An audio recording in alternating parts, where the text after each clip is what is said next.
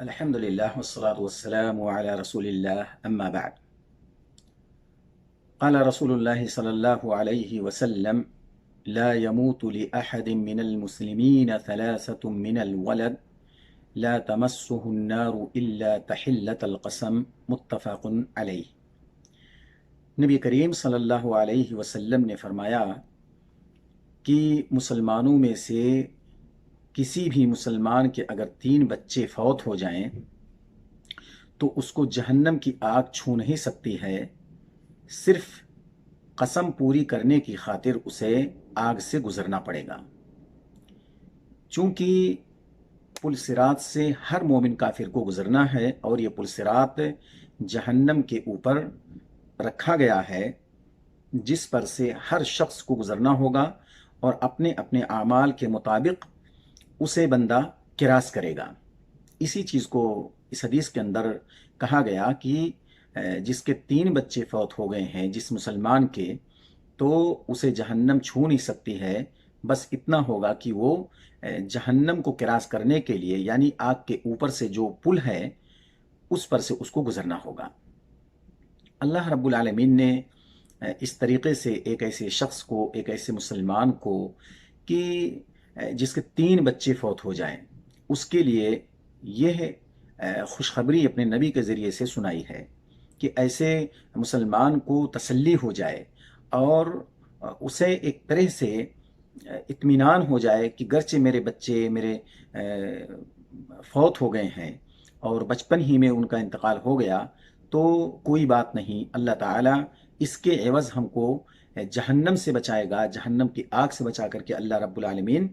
جنت میں داخل کرے گا. کوئی بھی شخص ایسا نہیں ہے جس کی تمنا یہ نہ ہو کہ اس کو اللہ تعالیٰ بچوں سے نوازے اور ان کی وہ تربیت کرے، پڑھائے لکھائے، بڑے ہوں اور پھر آگے چل کر کے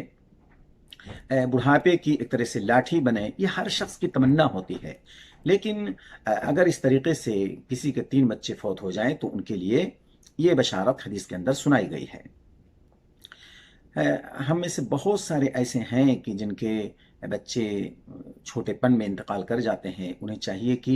اس حدیث کو سامنے رکھ کر کے اپنے اندر ایک حوصلہ پیدا کریں کہ اگر یہاں نہیں دنیا کے اندر میرے لیے سہارا بن سکے تو مرنے کے بعد ہمارے لیے وہ سہارا بنیں گے اور ہمیں جنت کے اندر داخل ہونے کا سبب بنیں گے. لیکن یہاں پر جو قابل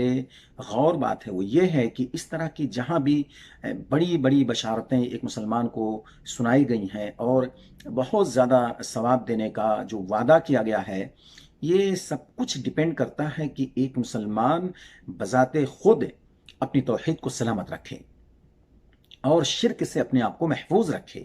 اپنے ایمان کو سلامت رکھے. اگر اس پوزیشن میں اس دنیا سے نکلتا ہے تو اس کے لیے اس کے یہ بچے جو حالت بچپن میں انتقال کر گئے ہیں، یا قرآن کی تلاوت یا روزہ یا نماز، یہ ساری چیزیں اسی وقت کام کریں گی جب ایک بندہ یہاں اس دنیا سے توحید کی حالت میں نکلا ہوگا. اس کا انتقال توحید پر ہوا ہوگا، توحید اس کی سلامت رہی ہوگی، توحید کے اندر کوئی خلل نہیں واقع ہوا ہوگا. تو یہ سارے اسباب و وسائل، سفارش، اس سب کچھ اس بندے کے کام آئیں گی. اللہ رب العالمین ہمیں اس بنیادی چیز کو سمجھنے کی توفیق عطا فرمائے جو توحید ہے، اور اسی پر اللہ تعالی ہمیں قائم رکھے، اسی پر ہمارا خاتمہ ہو. وآخر دعوانا ان الحمد للہ رب العالمین.